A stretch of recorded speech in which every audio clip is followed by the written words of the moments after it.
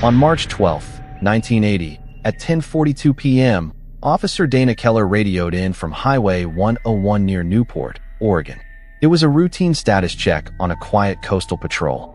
12 minutes later, her radio went silent. Her unit stopped replying, and no one ever logged another mile for her car. Officially, some said she cracked under pressure and walked away from the job, the marriage, and the badge. 13 years later, in March 1993, a Pacific storm moved rock below that same stretch of highway and exposed something hidden. What really happened to Sergeant Dana Keller on that final patrol? So who made sure she never signed off that night? At 8:05 that morning, on March 15, 1993, Lieutenant Mark Keller had poured coffee and scanned the local newspaper. He forced himself through another morning without answers. The department still called Dana missing, presumed deserter, in old training slides. He called her what she was to him, his wife, a Newport sergeant who never came home from work. When the radio on his kitchen counter crackled to life, it cut through every other sound in the house. Units in the South District, be advised. Report of an older Newport police cruiser possibly visible below the Highway 101 overlook. Requesting command staff at the scene. The dispatcher repeated the coordinates and the reference to a missing patrol unit from 1980. Mark did not wait to be assigned. He grabbed his keys, his badge, and the blue jacket he had worn the night Dana's name came off the active roster.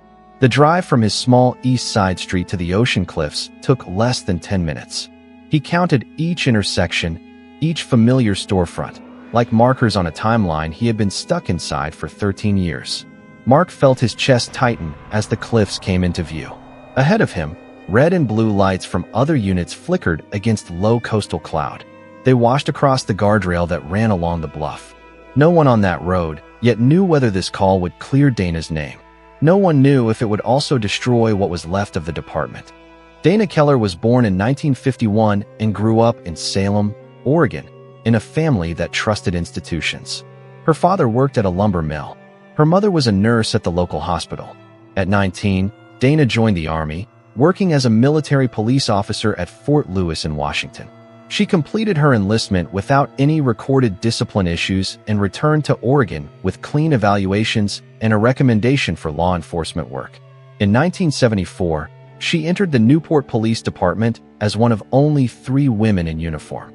Training files show she qualified near the top of her academy class in defensive tactics and report writing. Her supervisors noted that she followed procedure to the letter and challenged shortcuts from senior officers. Comments that read differently when you know what happened later. She met Mark Keller in 1975 at a regional traffic enforcement seminar in Eugene. He was a patrol officer from another coastal town, attending his 3rd year on the job. Records and co-workers described the same pattern. They started dating soon after, married within 18 months, and transferred to work in the same city when openings allowed. By 1978, both were officers at Newport PD. Mark worked mostly days. Dana preferred nights and volunteered for the Coastal Patrol Zone. At home, she kept a notebook of every shift she worked, every arrest she made, and every complaint filed against her. Friends told investigators she would rather stay late finishing paperwork than leave a single line blank. She did not miss shifts. She did not disappear without telling someone why. In 1979, the department promoted her to sergeant on the night watch. She became the first woman to supervise patrol officers in Newport's history. Some colleagues supported her. Others did not hide their resentment when she corrected their reports or sent them back on calls they tried to clear too quickly. That tension never appears in the official missing person summary. If you follow long-buried cases where the official story never quite fits the person at the center, consider staying with this one. The file on Sergeant Keller says she may have walked away from her badge and her life. The people who knew her best insist something else happened out there. Someone inside that building needed the deserter label to stick. Mark parked 3 cars back from the tape and walked toward the overlook. It was 11:02 a.m. on March 15, 1993. The wind coming off the Pacific pushed at the patrol jackets lined along the guardrail, but the focus was on the drop below. 50 feet down, a battered white and blue cruiser lay jammed on a ledge, its roof twisted toward the ocean. A Newport sergeant briefed him in quick, clipped phrases. A tourist had stopped for a photo around 9:30 a.m., looked over the side, and seen metal that did not match the rocks. State police confirmed it was a vehicle. The Coast Guard signed off on a recovery plan. Mark listened, but his eyes stayed locked on the visible numbers on the rear quarter panel. The paint was gone in patches, yet 14 was still readable. At 11:19 a.m., a small helicopter lifted off from a turnout south of the scene. A steel cable dropped, and 2 members of the search and rescue team were lowered to the ledge. They worked a harness around the frame while waves struck below. One of them paused long enough to shine a light through the missing rear window and give a brief thumbs up. No visible body. The winch engaged. The car rose in slow, unsteady increments, scraping rock on the way up. When the front bumper cleared the guardrail, everyone could see how much time the ocean had taken. Panels had rotted clean through. What glass remained was opaque with mineral buildup. The light bar was sheared off on one side, as if something heavy had landed on it before the fall. Crime scene technicians moved before the tires even settled on the asphalt. They circled the vehicle, taking photographs and calling out damage. The driver's door hinges were nearly gone, as if the door had been opened and closed repeatedly while submerged. The steering column showed tool marks near the ignition. Inside, the radio head had been ripped free. On the floor near the pedals, a technician pointed to a small brass casing, trapped in rust. In the trunk, under flaking paint and scale, another technician's flashlight picked up a wide, dark stain running toward the latch.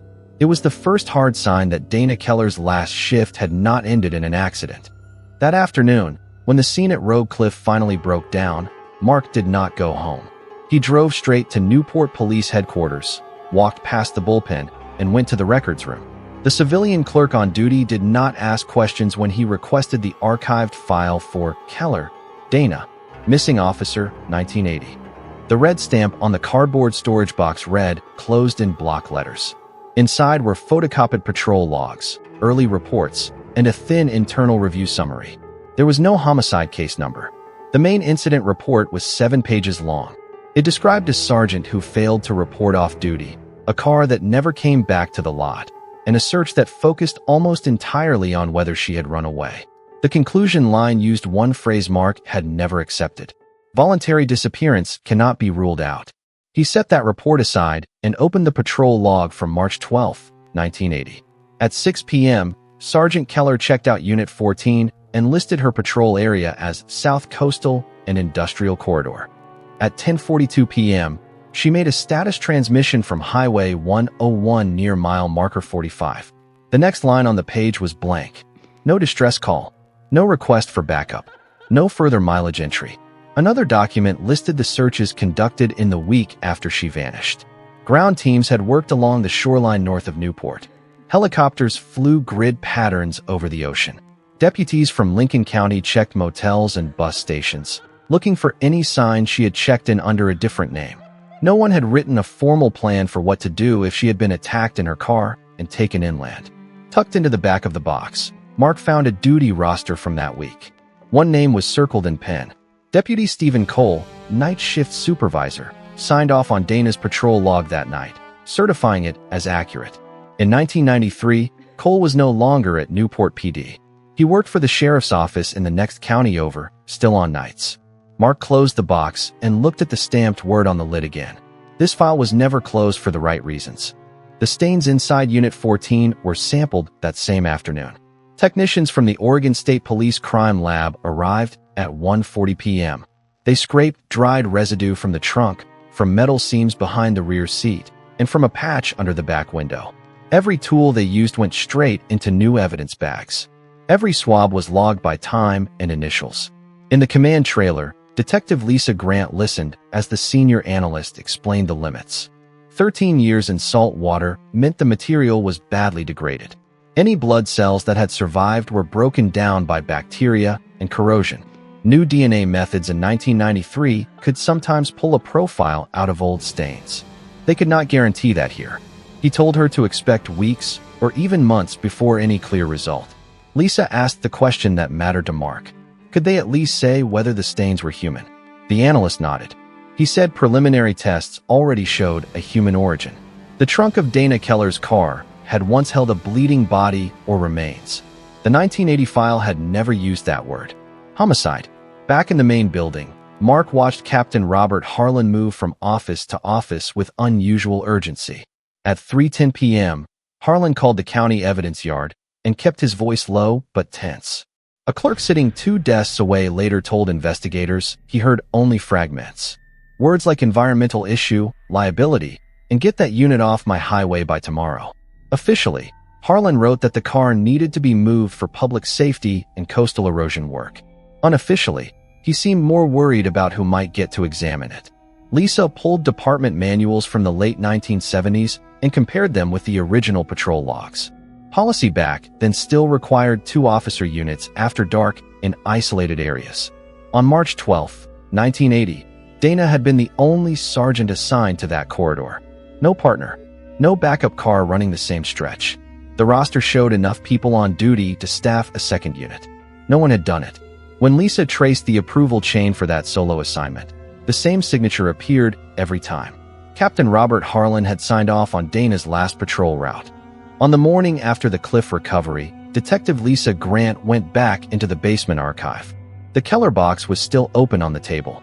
She asked the records clerk for any other files from March and April 1980 that mentioned Highway 101 or the South Industrial Corridor. 20 minutes later, she had a small stack of burglary and traffic cases that had been stored in the same row. In a residential burglary file from late spring 1980, she found something that did not belong there. A single typed page had been clipped to the back of the report. It described a Newport patrol car parked behind a stopped white van on Highway 101 near mile marker 45 around 8:30 p.m. on March 12, 1980. The witness said the officer was a woman, alone in the unit. The page listed the name and phone number of the reporting party, Angela Price, then a ranger at a nearby state park. The sheet had no case number, no stamp, and no supervisor signature. Lisa compared it to the official statement in Dana's missing officer file. In that version, Angela claimed she saw nothing unusual that night, just light traffic and fog along the highway. There was no mention of a van, no mention of a lone female officer. Someone had taken her first, detailed statement and hidden it inside an unrelated burglary case. That afternoon, Lisa brought the page to Mark and spread a map of the Newport area on the table. They marked Dana's last radio check at 10:42 p.m., Angela's reported patrol time at the park, and the point on Highway 101 where the van stop supposedly occurred. The state park entrance sat less than 10 minutes from that mile marker. The original search plans had focused on the coastline and open water.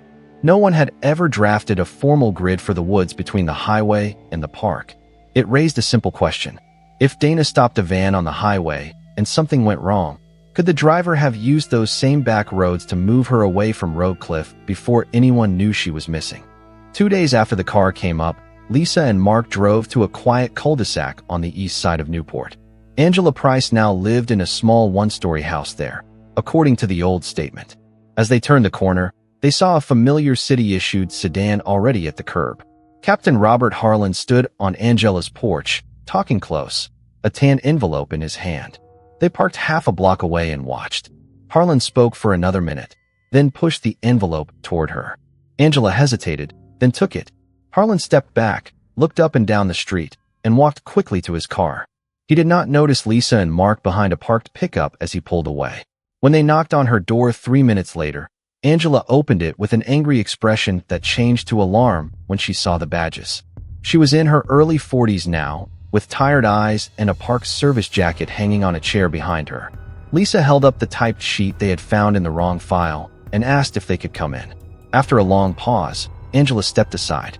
Inside, the house was neat but worn. Angela stayed standing, arms crossed. Lisa laid 2 documents on the coffee table. One was the unsigned, detailed description of a patrol car and a white van on March 12, 1980. The other was the official statement from the missing officer file, where Angela claimed she saw nothing unusual. The name and address matched on both. Angela stared at the pages without touching them. When she finally spoke, her voice was flat. She said the first page was what she had told the officer on duty the day after Dana vanished. She had seen a Newport unit behind a white van near mile marker 45 around 8:30 p.m. The officer was a woman, working alone. Later that night, while on break in the state park with her husband, she heard what sounded like a distant shout or single gunshot. Around 12:30 a.m., she saw the same van leaving the park on a service road with a noticeable dent on the right rear panel. Then she pointed at the shorter, official statement. Captain Harlan had asked her to clarify and simplify her account before it went into the file. He warned her that if she insisted on mentioning the van and her off-duty activities with her husband in the park, her job and reputation could be damaged. 3 weeks later, she was fired for conduct issues after an anonymous complaint. Harlan contacted her again with cash, calling it help for a misunderstood employee. Angela said she knew the envelope he had just delivered in 1993 was not a thank you card. She told Lisa and Mark she would testify about everything if they found more proof tying Harlan and Stephen Cole to Dana's disappearance. She would not be the only person standing against them. Back at headquarters that evening, the official story and the new evidence finally collided on paper. Lisa spread the 1980 file, the patrol logs, Angela Price's original statement, and fresh photos from Road Cliff across the conference table. Mark sat opposite her, reading every line he had tried to avoid for 13 years. The contradictions were not subtle. The original summary claimed there was no indication of foul play and no evidence of on-duty confrontation before Dana disappeared. Yet now they had a spent .40 caliber casing from her floorboard and human blood in her trunk. The file said no credible witnesses had seen her on patrol that night. Now they had a ranger who could describe her car, the van, and a rough time frame. Lisa compared the internal review with radio tapes from March 12, 1980. Dispatch logs showed a brief dead zone in recordings between 10:38 and 10:46 p.m. Those were the minutes that should have captured Dana's last transmission. A technician later told her the gap was blamed on equipment malfunction. There was no written repair order for that night. Rumors buried in the file also stood out. A single memo, and signed, suggested Dana might have been under investigation for policy violations at the time she vanished. No case number followed. There was no internal affairs folder under her name. No proof she had done anything wrong. But the memo had been enough to seed doubt in outside reports and justify the possible voluntary departure line. Mark recognized the pattern. Make the missing officer look unstable. Suggest she was cutting corners. Leave just enough stain on her record that no one pushes too hard when the search fails. It explained why the department never upgraded her status to likely victim of a crime. Lisa drafted a short recommendation to the chief and the district attorney. She requested that Dana Keller's case be reclassified as a probable homicide with suspected official misconduct. She did not wait for their signatures before starting the next step. In her notebook, she wrote 2 names and underlined them. Captain Robert Harlan, Deputy Stephen Cole. To prove a cover-up, they would have to watch the people who wrote the first story. In the days after Angela's interview, Lisa requested quiet surveillance on both Captain Robert Harlan and Deputy Stephen Cole. Officially, the reopened case file cited new witness information and forensic findings as the reason.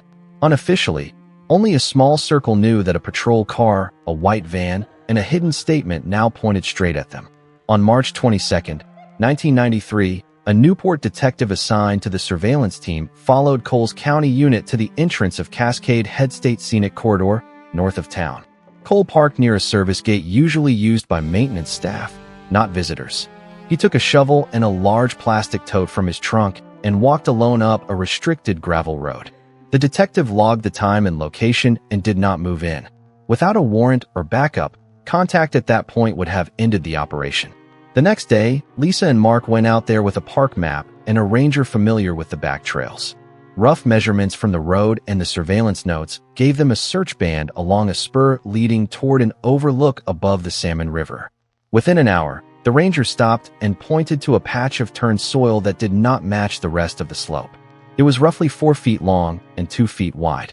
Someone had tried to restore the surface, but small clumps of fresh dirt still sat on older, compact ground. They marked the coordinates and backed out, leaving the site untouched. Lisa phoned the district attorney from the trailhead and requested an emergency warrant to excavate what she now described as a probable clandestine grave tied to a public corruption case. The warrant was approved that afternoon. Crime scene technicians and a medical examiner's team hiked in under cloud cover before dark. Careful digging exposed deteriorated plastic followed by human bone and remnants of dark fabric consistent with an old uniform.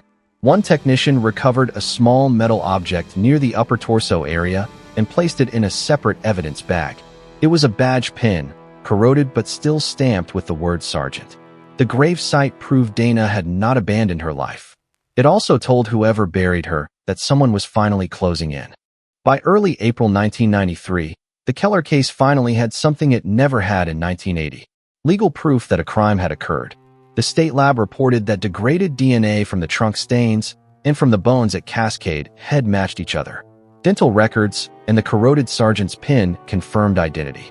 The remains were officially listed as Sergeant Dana Keller. On April 9th, the Lincoln County District Attorney convened a special grand jury. Jurors heard from Angela Price, from the crime lab, and from the officers who had watched Stephen Cole hike into the restricted trail with a shovel and a tote. They saw photographs of Unit 14 on the cliff. They saw maps showing the van stop, the park, and the grave site in the corridor above the river. The grand jury returned indictments in less than a day. Captain Robert Harlan and Deputy Stephen Cole were charged with aggravated murder, second-degree kidnapping, abuse of a corpse, and multiple counts of official misconduct. Harlan faced additional counts for tampering with public records and bribing a witness. For the first time, Dana's case number appeared on a homicide charging document. Coordinated arrests took place on April 12th. State police and Oregon Department of Justice agents picked up Cole during roll call at the sheriff's office. Newport detectives and internal affairs served a warrant on Harlan in his office at headquarters. Mark stood in the hallway as they led his former captain past him in cuffs. Harlan kept his head down. Search warrants turned up more than anyone admitted expecting. In Cole's garage, investigators found a box of old .40 caliber ammunition that matched the brand and lot number from the casing in Dana's car. In Harlan's locked home office cabinet, they found unfiled complaints about night shift activity near the South Industrial Docks, along with cash envelopes labeled only with initials and dates between 1979 and 1982. At arraignment, both men pleaded not guilty. Defense attorneys immediately attacked the age of the evidence. They argued that the DNA was too degraded, that Angela Price was a disgruntled former employee, and that any missing radio recordings proved nothing about intent. The judge set a trial date for early 1994 and denied motions to dismiss. For 13 years, Dana Keller's name had been tied to the word deserter.